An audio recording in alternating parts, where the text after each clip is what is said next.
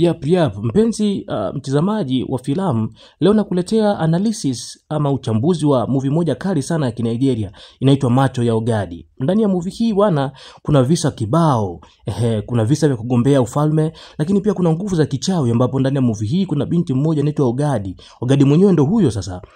Kuna muda mikono yake inatokea macho fulani ya kichawi ambapo hayo macho yanapotokea yanampa nguvu kali sana za kuweza kuona mambo yajayo. Yani Ogadi ana nguvu kali sana.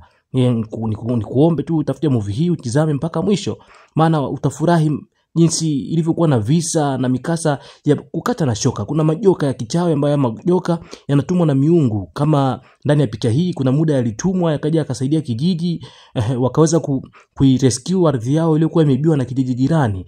Lakini pia Ogadi alisaidia kijiji kikashinda vita dhidi ya giant kama unavyomuona hapo. Huyo giant bwana aliweza kuuawa kwa nguvu za kichawi, mishale hiyo ndio ilitumika ikamuua giant. Kwa hiyo ni bonge moja la picha lenye visa na mikasa ya kichawi. Kwa hiyo kwa wale wapenzi wa movies za Kinigeria niweze kuambia ni tumewasogezea mzigo huu mpya kabisa unaitwa Eyes of Ogadi. Ni bonge moja la picha, usikubali likupite ndugu yangu. Naam, maana hapa kwetu za Kinigeria ni kila uchao. Ni kuombe uitafute, lakini pia usisahau kusubscribe channel yetu hii kwa mambo mengi zaidi yajayo.